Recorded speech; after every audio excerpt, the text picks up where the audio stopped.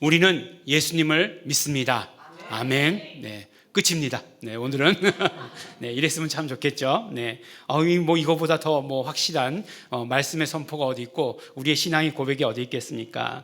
그래서 우리는 예수님을 믿습니다라고 이렇게 우리의 믿음을 고백을 합니다.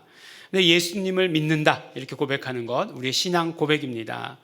그런데 예수님을 믿습니다라고 이렇게 말하는 것이 굉장히 우리에게 어떤 때는 추상적인 그런 표현으로 다가올 때가 있습니다.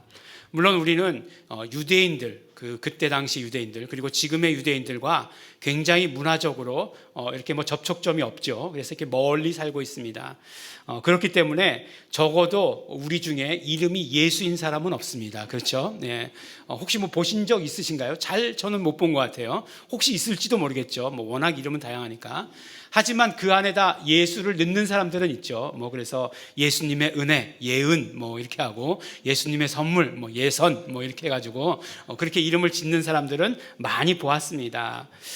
물론 그렇다고 할지라도 한국에서는 그것을 그냥 어떤 뜻을 넣는 거지 부르는 이름 예수로서 넣는 것은 아닙니다. 근데 아마도 그 당시에 예수님 당시에 예수라고 이름 지은 사람은 굉장히 많았을 거예요. 예수라고 불리운 사람 많았을 것입니다. 그래서 우리 이제 공동체가 남미에 가면은 이제 그 복음을 전하는데 제일 이제 먼저 전하게 되는 말씀이 원죄 말씀 아닙니까? 우리는 그래서 아담 싫어요, 예수님 좋아요 그러면은 아무 부담이 없어요. 예. 아담이라고 이름 짓는 사람도 없으니까. 그래서 아담 싫어요, 예수님 좋아요 그러는데 I hate 아담 그러면은 아담이란 이름이 그렇게 많다는 거예요. 거기에는. 그리고 또 예수란 이름도 많다는 거예요. 그래서 물론 예수라고 부르진 않겠죠. 헤수스 이렇게 부르겠죠. 예수란 이름도 그렇게 많다는 거예요. 그러면 내가 예수님 좋아요 라고 했을 때 그 어떤 이름을 가진 헤수스라고 이름 가진 그 예수님을 좋아요 라고 말하는 것인가요? 그거는 아니죠. 그건 아니에요. 아담 싫어요 라고 얘기할 때 그 아담이라고 이름 지은 그 사람을 싫다고 얘기하는 것은 아니겠죠. 그래서 우리가 예수님에 대한 신앙 고백을 할 때 단순히 그 이름만 말하는 것이 아니라 그분이 어떠하심을 고백하는 것, 그 모든 것들을 다 합쳐서 하나로 신앙 고백이라고 이렇게 얘기합니다. 어려운 말로 이야기하면 2000년 전에 육신의 몸을 입고 오신 그 하나님의 아들을 내가 그분을 나의 구주로 삼고 믿겠다라고 이렇게 고백하는 것이 신앙 고백이다라고 이렇게 말씀드리는 것입니다. 그래서 여러분들 뭐 제가 말씀드린 거 아무도 기억 못 하시겠죠? 신앙 고백 그러면 예수님 당신은 그리스도시요 살아계신 하나님의 아들이십니다. 좀 전에 우리 이게 그 이제 중등부 초등부 보니까 이렇게 율동도 하더라고요. 뭐 그래 뭐 하나님의 아들이십니다. 뭐 그런 거 하는 거 하더라고요. 그래서 아직도 하는구나. 예, 너무 뿌듯했습니다. 예. 아무래도 뭐 하여간 이렇게 뭐 떠든다 뭐 그렇게 해도 아무런 움직임이 없는 것보다는 조금 움직임이 튀는 게 낫다. 예, 그런 생각이 들어요. 그래서 예배가 엄숙해야 된다라고 하는 것 뭐 동의하지만 정말 죽은 것 같은 것보다는 살아있는 것이 낫다. 그런 생각이 들어서 뭐 이렇게 뭐 고백하는데 손동작도 하고 그러는데 보니까 너무 예쁘더라고요. 예, 할렐루야, 아멘, 감사합니다. 그래서 우리가 이렇게 예수님, 당신은 나의 주, 나의 하나님이십니다. 베드로의 고백을 빌려다가 그리고 도마의 고백을 빌려다가 그것이 나의 고백입니다. 이렇게 고백하는 거죠. 이와 같은 의미로 사도 바울도 그 자신의 신앙 고백을 항상 이렇게 얘기하고 있죠. 뭐라고 얘기하고 있죠? 우리 주 예수 그리스도라고 이렇게 말씀하고 있습니다. 그거를 굉장히 많이 듣게 되죠. 근데 우리 주 예수 그리스도라고 이렇게 얘기하는 것은 예수는 주이십니다. 그리고 예수는 그리스도이십니다. 라고 하는 것을 합해서 주 예수 그리스도라고 이렇게 말씀하는 거죠. 근데 어떻게 그렇게 고백할 수 있게 되었는가? 사도행전에 보면 바로 베드로의 그 설교 가운데 사도행전 2장 36절 가운데 이렇게 얘기합니다.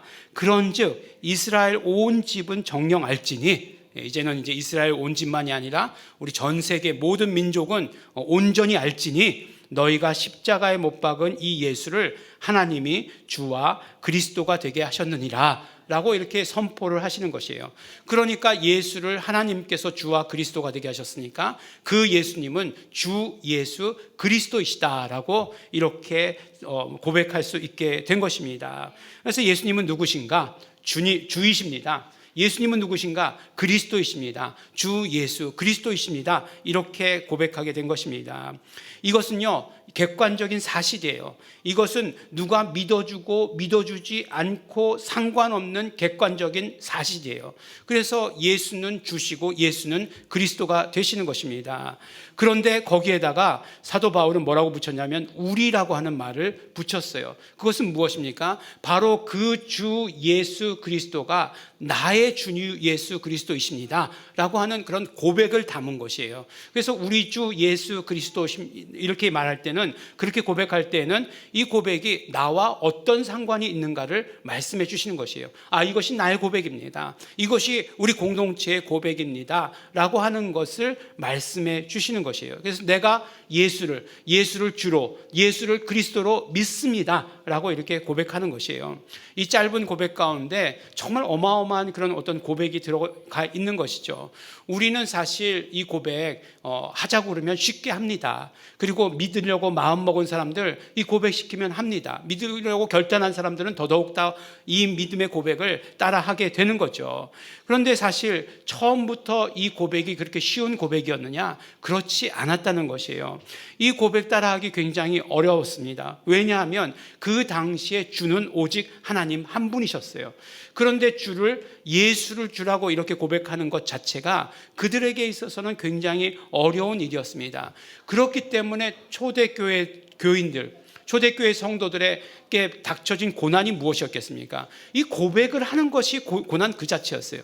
고백을 하면 고난받게 되어 있었다는 것입니다. 예수를 주로 고백하지 못하게 하는 것, 예수를 그리스도로 고백하지 못하게 하는 것, 그것이 그들의 가장 그냥 그 어떤 핍박이었고, 가장 심한 핍박이었고, 우리가 받는, 크리스찬들이 받는 그런 핍박이었다라고 하는, 고난이었다라고 하는 것이에요.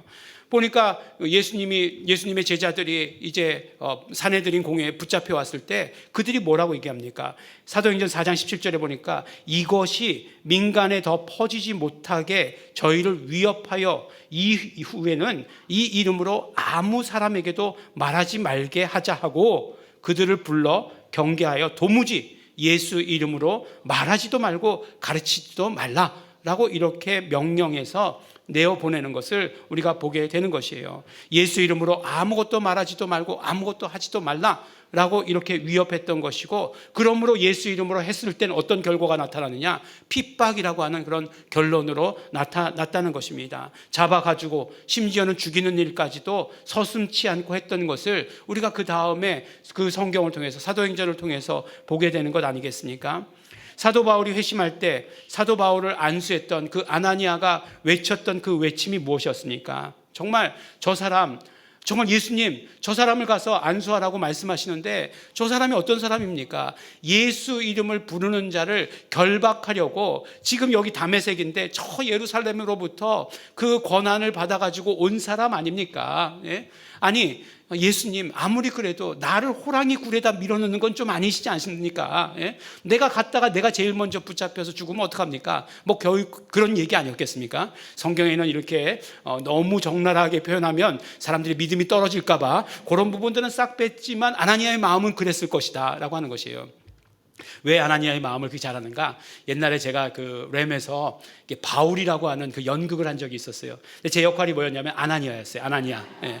아나니아여가지고 그 아나니아의 굉장히 그런 감정을 이입하기 위해서 많이 생각을 해봤어요. 그랬더니 정말 가기 싫었던 거예요. 예? 미웠던 거죠. 막 그렇지 않겠습니까?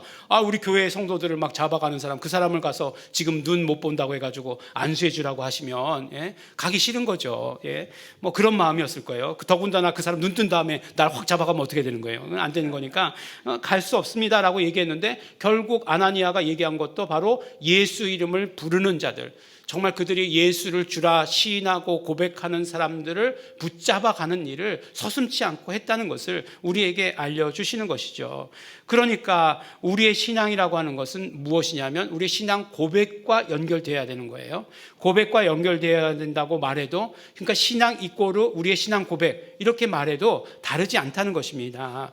그러니까 결국은 또 거꾸로 얘기하면 우리의 신앙 고백이 풍성해지면 풍성해질수록 우리의 신앙, 우리의 믿음이 더욱더 풍성해지는 거예요. 그래서 우리가 정말 믿음 좋아지기를 원합니다. 우리 신앙 좋아지기를 원합니다. 라고 이렇게 얘기하는데 정말 예수님이 누구신지 알고 예수님을 인격적으로 그 만난 경험을 가지고 예수님에 대한 신앙 고백을 풍성하게 하면 우리는 믿음이 좋아지는 거예요. 우리 신앙이 좋아지는 거예요. 그래서 주 예수 그리스도, 우리 주 예수 그리스도라고 하는 그 말 안에 모든 것이 다 들어있긴 하지만 그렇지만 나의 체험을 또 고백할 수 있는 것 아니겠어요? 예수님, 정말 예수님 나의 구주이십니다. 구세주이십니다. 예수님 나의 치료자이십니다.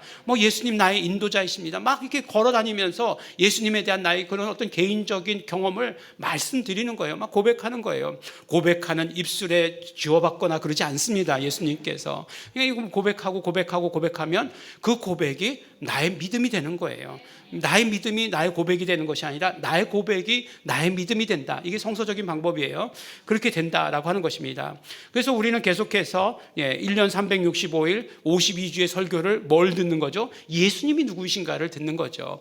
그래서 예수님이 누구이신지 알고 경험하고 그것을 지식으로 머무르게 하는 데만 그치는 것이 아니라 그것을 우리의 입술로 고백함으로 말미암아 실제로 그것이 우리의 믿음이 되게 하는 삶, 그것이 우리의 신앙 생활이 되는 것입니다. 그래서 우리가 이제 예수님에 대해서 점점 알아가기를 원하면서 우리가 한 가지 주제를 가지고 지금 말씀을 함께 나누고 있죠. 뭐였죠? 권위와 권능이라고 하는 것, 엑수시아와 두나미스. 이쯤 되면 이제 다 외우실 때 됐잖아요. 헬라어로 쓰라고 해도 쓰실 줄 알게 되는 그 정도 되지 않았습니까? 물론 그럴 필요는 없습니다만, 엑수시아와 두나미스, 이 권능이라고 하는, 그리고 권위와 권능이라고 하는 이 주제를 가지고 말씀을 함께 나눴습니다. 무엇이었습니까? 바로 예수님께서 이 땅에 오실 때 그 예수님께 권위와 권능을 주셨다는 거죠. 그래서 그 권위와 권능들이 어떤 권위와 권능들이었느냐? 하나님께서 가지고 계시던 그런 권위였는데 모든 것들을 다 예수님께 주셨다는 것이죠. 그래서 예수님께서는 그 권위를 가지고 이 땅에 오셔서 말씀하시기만 하면, 말씀을 전하기만 하면 그 말씀 가운데 권위가 함께 드러났다는 것 아니겠습니까?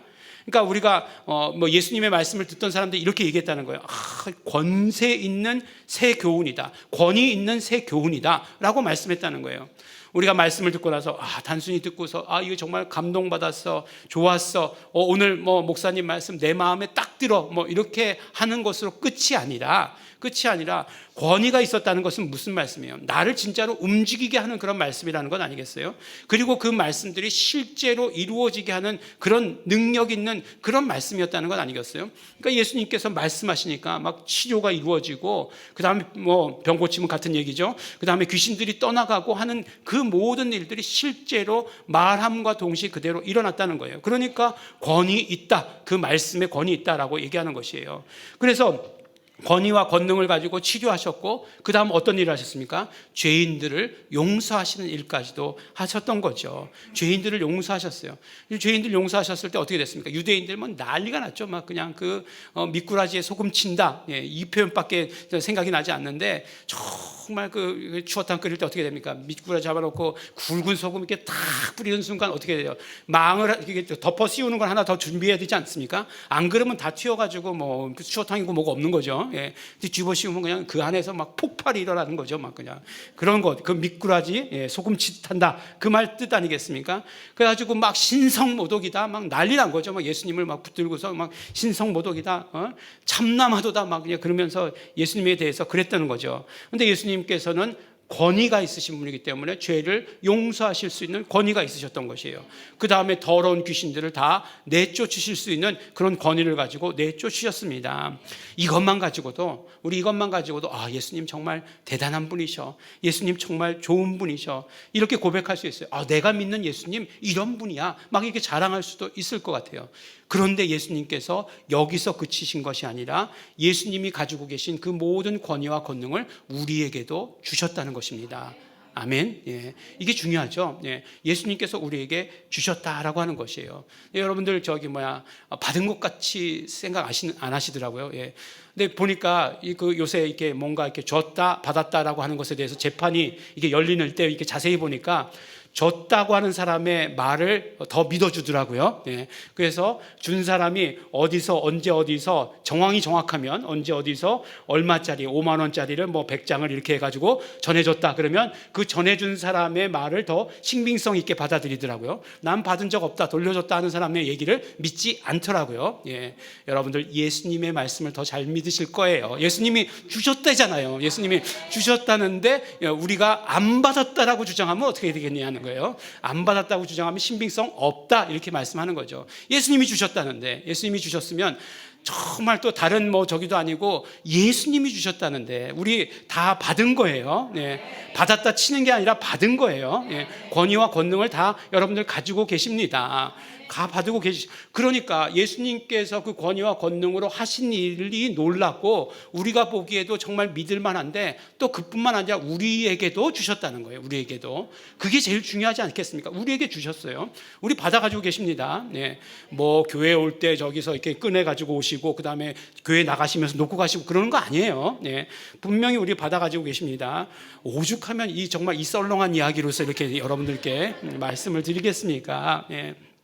근데 주신 목적이 분명하다는 거예요. 주신 목적이 뭐냐면 제자들에게 권위와 권능을 주시더니 나가서 전도하라고 하셨어요. 전도하라고 하셨습니다. 전도하러 내보내실 때 권위와 권능을 주셔서 병 고치게 하고 귀신을 쫓게 하셨다. 이렇게 분명하게 말씀해 주시는 것이에요. 제자들을 부를 때도 함께 있게 하시고 그 다음에 어떻게 해야 돼요? 귀신을 내어쫓는 권세를 주시려고, 권위를 주시려고 라고 이렇게 말씀하시는 것을 우리가 분명히 듣게 되는 거죠. 그러니까 우리가 전도해야 되는 것입니다. 그리고 말씀을 증거할 때 그 권위와 권능이 드러나게 해주신다. 그래서 그 말씀이 참인 것을 증거해 주신다라고 이렇게 말씀해 주시는 것이죠. 그래서 여기서 선포하는 거죠. 예수님은 치유자이십니다. 이렇게 선포했는데 만약에 그 권위와 권능으로 뒷받침해 주시지 않는다면 이게 공연불이라고 그러는 거죠. 그런 걸 공연불. 예. 아무런 의미 없는 거죠. 그냥 괜히 시간 낭비하고 와서 들은 거죠. 그렇지만 어떻게 돼요? 권위와 권능을 수여해 주셨기 때문에 예수님 치료자십니다. 예수님 구원자이십니다. 라고 선포하는 그 순간에 그대로 그 말씀을 듣는 우리 모두에게 이루어진다는 거죠. 성령님께서 막 보증해 주시는 거죠. 예? 성령께서 보증해 주시면서 맞다, 이 말은 참이다. 예수님이 우리의 구원자이시고 예수님이 우리 치료자이신 것 참이다. 막 성령님께서 막 이렇게 막 증거해 주시는 것이에요. 막 여러분들 옆에서 막 증거해 주시는 것이에요. 예? 앞에서 뭐 그렇게 얘기하는 거 중요하지 않아요. 옆에서 여러분들 성령님께서 지금 막 이렇게 해주시고 계시는 거죠. 예, 불 받아라. 뭐 이때 이렇게 하면은 이제 다 이제 막 불 나고 막 그러는 거죠. 예. 막 이런 걸 하려고 하시는 목사님들 이해는 가요. 이해는 정말 이해는 갑니다. 예. 그래서 정말 예수님께서는 그 말씀을 증거해 주신다고 말씀해 주시면서 그래서 너희가 가라, 제자 삼으라, 그리고 침례를 줘라, 가르치라 라고 말씀하실 때에도 모든 권위와 권능을 주셔서 내보내셨다라고 이렇게 말씀해 주셨어요. 그리고 우리가 지난주에 나눈 말씀이죠. 권위와 권능을 주신 또 한 가지의 목적은 뭐죠? 그렇죠. 아직도 세력을 가지고 우리를 속이고 있는 것들, 더러운 것들, 세상 권세라고 통칭할 수 있는 정말 마귀, 사단, 그 쫄자 귀신들의 그 세력, 그런 것들을 우리가 가진 권위와 권능을 가지고 물리쳐라 라고 이렇게 말씀해 주신 거죠. 우리의 싸움이 혈과 육에 대한 것이 아니요 영에 대한 것인데 이 영적 싸움이라고 하는 건 결국 무엇이냐? 권위와 권위의 대항인데 우리가 받은 그 권위가 훨씬 더 큰 권위를 받았으니 정말 우리가 가진 그 권위를 가지고 세상 권세를 다 물리쳐야 된다. 그것이 우리의 책임이다 라고 이렇게 말씀해 주시는 것이에요. 크리스찬들은 참 안 싸우려 하죠. 불의를 보면 피하려 하죠. 예. 그런데 정말 싸우지 말라는 것은 세상에서 싸우지 말라는 것은 예수님께서 우리를 용서하신 것 같이 예수님께서 저 사람도 용서하셨다는 거예요. 그러니까 싸우지 말라는 것이지 예수님의 대적이 있는데 그 대적에 대해서 피하고 싸우지 말라 그런 이야기가 아니에요. 우리가 정말 예수를 주로 고백함으로 말미암아 하나님께 속한 자가 되었어요. 하나님께 속한 자가 되었다는 것은 하나님과 한편이란 얘기인데 하나님은 대적자가 있으신데 우린 대적자가 없다. 그럼 우리가 한편인가 아닌가 의심해 봐야 되는 거예요. 의심해 봐야 되는 거죠.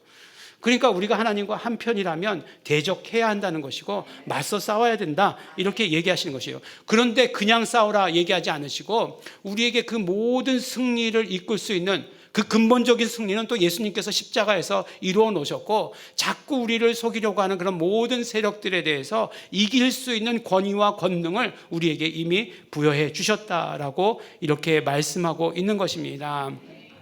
오늘 이제 말씀을 보니까 하나님께서 예수님께 또 권위를 부여해 주시면서 그 권위가 어떤 권위다라고 이렇게 말씀해 주시는 것이에요. 어떤 권위인가 이렇게 자세히 봤더니 심판하는 권위다라고 말씀해 주십니다. 우리 성경에는 심판하는 권세라고 이렇게 말씀했죠. 근데 이제 우리가 이제 엑수시아와 두나미스를 좀 구분하자라고 하는 의미에서 엑수시아라고 하는 말이 나오면 권위, 그 다음에 이제 두나미스라고 하면 권능, 이렇게 이제 여러분들께 말씀을 드리고 있습니다. 왜냐하면 엑수시아도 권세더라고 해석한 부분이 있고, 그 다음에 두나미스도 권세라고 해석한 그런 장면이 있기 때문에 여러분들께 약간 이렇게 구별을 해드리는 거죠. 근데 뭐라고요? 심판하는 권위를 주셨다. 예수님께 권위를 주셨는데 어떤 권위냐? 그것이 바로 심판하는 권위다라고 이렇게 말씀해 주시는 것이죠.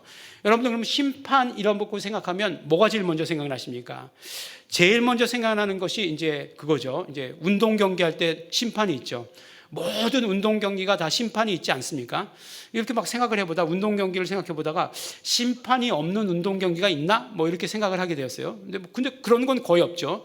근데 심판이 없는 운동 경기는 이제 동네 축구 같은 거, 동네 야구 할 때만 없는 거죠. 그럴 때 마지막에 어떻게 됩니까? 꼭 싸움으로 끝나게 돼 있죠. 네, 이 골인이다 아니다, 세이브다 아웃이다 뭐 이런 걸로 싸움으로 끝나게 되어 있습니다. 근데 심판이 있으면 그것을 다 판단해 주는 거죠. 그래서 심판이 하는 일이 뭐냐면, 그렇죠, 경기의 규칙이라고 하는 것이 있어요. 심판이 마음대로 하는 건 아니죠. 심판이 마음대로 하면 큰일 나죠. 또 그런 어떤 경기의 규칙이라고 하는 것이 있는데, 그 경기의 규칙을 양 팀에게 혹은 또 양 선수에게 잘 적용시키도록 하는 것이죠. 그래서 지금 이 상황이 어떤 규칙을 어떻게 적용할 수 있는지를 판단하는 사람이 심판이 되는 거죠. 그래서 그것을 정확하게, 규칙을 정확하게 알고 그 규칙을 정확하게, 그 상황을 정확하게 판단하고 그것을 적용해야 되는 것이 심판입니다. 그러면 예수님께서 우리가 귀신들과 싸우면 심판받아 주시나? 뭐 그런 생각이 들기도 하죠. 그렇지만 그 심판이라고 하는 것은 또 그때만 사용되는 말은 아니에요. 그 당시에 어디에서 사용되었던 말이냐면 법정에서 사용되었던 말입니다. 그러니까 심판이란 말보다 또 어떤 말이 더 어울릴까요? 재판관이라고 하는 말이 훨씬 더 어울리겠죠. 근데 재판관이라고 하는 사람도 그냥 자기 마음대로 하는 것 아니죠. 법이 있죠, 법이. 그 법이 이 사람에게 어떻게 적용되느냐.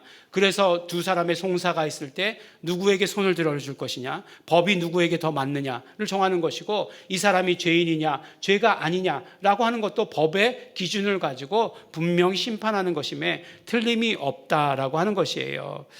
근데 이렇게 예수님께서 심판하는 권위를 가지고 오셨다라고 이렇게 얘기할 때, 그러면 이런 것들 이렇게 생각해 봤는데 뭐 조금 맞는 것 같기도 하고 아닌 것 같기도 하고 하는 생각이 들어요. 보니까 뭐 생명의 부활, 심판의 부활로 나오게 하실 것이다 라고 얘기하니까 그 재판장 같은 그런 생각이 들기도 하고 그런 심상이 들기도 한다는 것입니다. 근데 심판하는 권위라고 얘기했을 때 그냥 우리가 알고 있는 것, 우리가 상식적으로 알고 있는 것, 아니면 사전적으로, 아니면 그 당시에 그런 배경을 가지고 알고 있는 것만 가지고 말하는 것이 맞을까라고 하는 것을 생각해 보았다는 것이에요. 그러면 제일 먼저 찾아봐야 될 것이 무엇이냐면 구약을 찾아봐야 되죠. 성경에서 구약을 찾아봐야 돼요. 구약에서 심판이라고 하는 것이 어떤 의미가 있을까라고 하는 것을 먼저 생각해 보게 되었습니다. 물론 구약에서 심판자가 되시는 분은 하나님 한 분밖에 안 계세요. 하나님 한 분이십니다. 그런데 이 하나님께서 인간들에게 그 심판자의 역할을 넘기실 때가 있어요. 그 역할을 수여해 주실 때가 있습니다. 물론 이것도 그냥 사람에게 넘길 때하고 예수님께 넘길 때하고는 완전히 다른 거예요. 완전히 차원이 다릅니다. 근데 어쨌든지 간에 사람을 도구로 사용하실 때가 있다는 것이에요. 그러면 하나님께서 그들을 심판자로 사용하실 때 그들의 역할이 뭔가 하는 거예요. 그들의 역할은 뭐냐면 바로 하나님의 공의를 실현한다라고 하는 그런 역할이 있다는 것입니다. 그런 의미를 갖는 것이에요. 이제 보면 성경에 보면 사사기라고 하는 성경이 있습니다. 사사기라고 하는 건 이제 사사라고 하는 사람들의 그 기록을 행적을 기록해 놓은 것이 사사기죠. 사사라고 하는 사람이 언제서부터 나타났습니까? 이제 여호수아가 가나안 정복 전쟁을 다 끝마친 후에 이제 12지파에게 땅을 다 나눠주고 그때부터 이제 사사가 나타나기 시작했죠. 그 다음에 이 사사가 언제까지 계속되었느냐? 이스라엘의 왕이 세워질 때까지. 이스라엘의 하여간 어땠든지 간에 형식적으로 첫 번째 왕은 사울 왕이죠. 그래서 그 왕이 세워질 때까지의 그 어떤 리더죠. 이스라엘의 리더로 세운 사람이 사사입니다. 근데 이 리더가 언제 등장하느냐? 사사기는 읽으면 읽은 장면 또 읽은 것 같고 읽은 장면 또 읽은 것 같고 그런 느낌이에요. 그냥 사람만 바뀌어서 나오지 상황은 똑같아요. 첫 번째 어떤 일이 일어나죠? 정말 이제 이스라엘 백성들이 타락하죠. 타락하고 그리고 계속해서 죄를 짓게 됩니다. 그리고 두 번째로 어떻게 됩니까? 그렇게 죄를 지으니까 하나님께서 벌을 내리시죠. 그리고 심판을 내리셔가지고 그들 고통 가운데 거하게 하십니다. 외세의 침략이 있게 하시고 그들 병들게 하시고 막 그러시는 거예요. 그러면 어떻게 됩니까? 또 이들이 또 막 하나님께 막 매달리는 거죠. 하나님 살려주십시오, 살려주십시오 라고 이렇게 매달리면 그러면 어떻게 돼요? 또 하나님께서 세우신 사람을 보내셔서 그 사람이 이제 사사죠. 보내셔가지고 그들을 구원해 내십니다. 그러면 이제 그들이 막 기뻐하면서 하나님께 돌아오게 되는 거죠. 그런데 신데렐라 이야기처럼 이렇게 행복하게 살았으면 좋겠지만 근데 그렇지 않고 어떻게 되느냐? 또 앞으로 돌아가요. 앞이가 어디입니까? 다시 범죄하고 다시 타락하고 하는 일로 돌아간다는 거예요. 그래서 사사의 이야기가 나올 때마다 사사만 바뀌지 이스라엘 백성들이 하는 행동은 계속해서 똑같은 것들이 반복된다라고 하는 것이에요. 근데 이 사사를 영어로 얘기하면 뭐가 되냐면 영어로 저지라고 이렇게 얘기합니다. 저지. 처음에 사사기라고 얘기했을 때 사사를 정말 몰랐어요. 그리고 영어로 저지라고 얘기하는데 영어하고 한국말하고가 영 연결이 안 되는 거예요. 그래도 제가 그 미국에서 공부했잖아요. 그랬어요? 그런데 이렇게 영어로 어떻게든 성경을 찾아야 되는데 사사기를 찾으면 사사기가 뭔지 잘 모르겠는 거예요. 근데 사사기를 영어로 얘기하는데 저지예요. 저지라고 하는 건 뭡니까? 심판이라고 얘기하는 것이고 또 재판관이라고 이렇게 얘기할 수 있는 것이에요. 그런 의미가 되는 거죠. 근데 가만히 생각해 보면 사사기를 생각해 보면 이들이 무슨 심판 역할을 했어? 이들이 무슨 재판장 역할을 했어? 라고 하는 것을 생각해 보면 그렇지 않은 것 같아요. 이해가 잘 가지 않습니다. 뭐 이스라엘과 다른 민족이 싸울 때 거기서 심판받나? 그런 건 아니죠. 그러면은 뭐 재판했나? 그런 것도 아니죠. 뭐 이스라엘 백성들 간에 어떤 송사가 있을 때 이 사람이 재판관 역할을 했기 때문에 사사라고 했나? 그런 것 아니라고 하는 것이에요. 이 사람들은 어떤 일을 했냐면 이 사람들이 심판자, 재판장이라고 불렸던 것은 무엇이냐면 성경이 말씀해 주시는 것은 하나님의 공의에 따라서 판단하는 이들이었다는 거예요. 하나님의 공의에 따라서 판단하는 이들이었다는 거예요. 근데 단순히 거기서 그치는 것이 아니라 뭐라고요? 하나님의 공의가 회방받으면 적극적으로 나아가서 하나님의 백성을 구하는 일까지 했던 사람들이 심판자요, 재판장이요, 사사라고 하는 것의 의미라고 말씀해 주시는 것입니다. 구약에서 그 의미를 우리에게 이렇게 말씀해 주시는 것이에요. 그러니까 하나님의 의가 회방받는 일이 있으면 그때에 나서서 어떻게 하냐면 하나님의 백성들을 구해오는 일을 했다는 것이에요. 적극적으로 그들이 행동하는 것까지 했다는 것이에요. 그것이 사사라고 하는 것이에요. 그래서 우리가 사사 중에 기억하는 사람 누구 있죠? 기드온. 기드온 하면 또 누가 생각납니까? 기드온의 300용사 이렇게 함께 따라오잖아요. 그럼 기드온의 300용사가 뭘 했어요? 심판 보는 일 했나요? 아니죠. 나가가지고 적극적으로 싸웠죠. 싸워가지고 승리하고 그 다음에 이스라엘 백성들을 구하는 일을 하지 않았습니까? 또 사사 그럼 누가 생각나세요? 좀 뭐 끝이 안 좋긴 했지만 그래도 영화로 가장 많이 만들어진 사사가 누구죠? 삼손이지 않습니까? 샘슨, 삼손이 사사잖아요. 그래서 그가 마지막에 한 일이 뭐예요? 어쨌든지 간에 마지막에 있는 힘을 다 머리가 좀 자라가지고 그 있는 힘을 다 해가지고 이스라엘 백성들을 구한 거잖아요. 그것이 바로 사사들이 한 일이라고 하는 것이에요. 하나님의 공의가 회방받으면 거기서 멈춰 있지 아니하고 나가서 싸워서 하나님의 백성들을 구한 일을 하는 것이 바로 심판자요 재판장의 역할이었다라고 하는 것입니다. 우리가 알고 있는 것과는 굉장히 조금 차이가 있는 것을 우리가 느끼게 되는 거죠. 그럼 예수님이 하신 일이 무엇인가? 예수님이 심판하는 권위를 받으셨다라고 하는데 그것이 무엇인가 하는 것이에요. 오늘 말씀을 보면 사실 그 말씀의 배경이 되는 것이 38년 된 병자를 치료하신 일이에요. 38년 된 병자들. 학자들의 연구에 의하면 그때 당시 이스라엘 사람들의 평균 수명이 40세가 조금 넘었다라고 이렇게 얘기합니다. 40세가 조금 넘었으면 어떻게 되는 거예요? 40세가 조금 넘는데 38년 동안 앓고 있었다면 그럼 평생 앓았다는 얘기잖아요. 평생 앓고 있는 사람을 예수님께서 치료해 주신 것이에요. 이게 얼마나 놀라운 사건입니까? 얼마나 감사한 일이에요. 그런데 이날이 어느 날이었나? 안식일이었어요. 또 안식일이었어요. 예수님 그 다음날 하시지. 예. 그 안식일날 또 하신 거예요. 그러니까 어떻게 됩니까? 정말 이 사람들, 정말 38년 동안 앓고 있었던 사람이 치료받았다는 것 안중에도 없는 거예요. 뭐 그 사람을 긍휼히 여기거나 불쌍히 여기거나 안중에도 없어요. 그런 거 관계없어요. 오직 무슨 일이에요?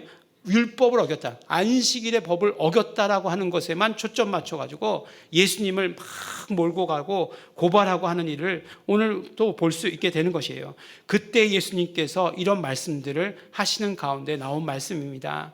하나님께서 예수님을 이 땅 가운데 보내실 때 권위와 권능을 주셨는데 그 권위와 권능이 구체적으로 어떤 것이냐? 심판하는 권위와 권능을 주셨다는 것이에요. 그런데 그 심판하는 권위가 무엇이냐? 구체적으로 말씀해 주시기를 사망에서 생명으로 옮기시는 것이다 라고 이렇게 말씀해 주시는 것이에요. 하나님의 공의가 심각하게 훼손되어서 그래서 모든 인류가 사망으로 빠져 있을 수밖에 없었을 때, 그들의 죄로 말미암아 사망의 길을 갈 수밖에 없었을 때에 마귀에 의해서, 사단에 의해서 하나님의 공의가 심각하게 훼손되었을 그때에 예수 그리스도께서 심판하는 그 권위를 가지고서 사망에서 생명으로 옮겨내셨다라고 하시는 것이 심판하는 권위시다라고 이렇게 말씀해 주시는 것입니다. 하나님께서 그 권위와 권능을 예수께 주셨다는 것이에요. 육신을 입고 오셔가지고 예수님은 그러므로 하나님의 그 권위와 권능을 그대로 가지고 오셔서 심판하셨던 것이에요. 단순히 재판장 의미하는 건 아닙니다. 너 예수 믿어? 천국. 안 믿어? 지옥. 이 얘기가 아니라는 거예요. 이 얘기가 아니라 정말 예수님께서 심판하는 권위를 가지고 오셨을 때는 우리를 적극적으로, 죽음에 있었던 우리를 생명으로 옮겨내시는 일을 하는 것이 예수님의 그런 심판하는 권위시다라고 하는 것을 우리에게 말씀해 주시는 것입니다. 사실 예수님께서 심판하는 권세를 가지고 계시다 그럴 때 저 위에 그래 재판장에 앉아 계시겠지, 저도 그렇게 생각했었어요. 그래서 이렇게 쭉 줄 서 있으면 이쪽 너 이쪽 넌 죽어라 이놈아. 그럴 거라고 생각했었어요. 예, 너 안 믿잖아. 야, 너 몇 명이 가서 달라붙어서 전도했는데 너 안 믿었어. 너는 가 그냥. 그렇게 하실 거라고 막 생각했었어요. 막 그냥 누구를 생각하면서 그러는지 갑자기. 예. 근데 그게 아니시라는 거예요. 예수님께서 심판자시라고 하는 것은 마치 사사들이 블레셋에 붙잡힌 사람들, 그 이스라엘 백성들을, 아말렉에 붙잡힌 사람들을 구해내듯이 그렇게 죄와 사망에 있는 그 사람들을 건져내시는 일을 하셨다라고 하는 것이 예수님의 권위시다라고 하는 것이에요. 아버지께서 자기 속에 생명이 있음 같이 아들에게도 생명을 주셔서 그 속에 있게 하셨다라고 하는 것. 그리고 예수님은 그 생명을 가지고 우리를 죽음에서 우리를 구원해 내시는데 사용하셨다라고 하는 것을 우리에게 말씀해 주시는 것입니다. 예수님만이 하실 수 있는 일이에요. 예수님만이 하실 수 있는 이 일을 예수님께서 하셨습니다. 하나님께서만 하실 수 있는 일을 예수님께 그 권위와 권능을 수여하셔서 예수님으로 하게 하신 것이에요. 그러니까 하나님이 하신 것이라 마찬가지다라고 하시는 것입니다. 예수님 우리에게 어떤 심판자이십니까? 예수님 정말 우리가 정말 세상에서의 재판장 같은 그런 두려운 그런 분이십니까? 여러분들 여전히 그런 두려움을 가지고 가십니까? 아니죠. 예수님께 주어진 그 권위와 권능은 하나님의 사랑이신 거죠. 정말 하나님의 사랑이신 거죠. 그래서 우리가 죄에서 죽음에서 머물러 있을 수밖에 없었던 우리를 건져내신 것이죠. 건져내시고 살리신 것, 그것이 바로 심판하는 권위라고 하는 것을 오늘 우리에게 알려주시는 것입니다. 오늘 그래서 우리가 예수님에 대해서 새롭게 알게 되었어요. 예수님 어떤 분이신가 새롭게 알게 되었어요. 정말 그 권위와 권능을 가지고 휘두르실 때에 우리 어떤 사람도 다친 사람이 없어요.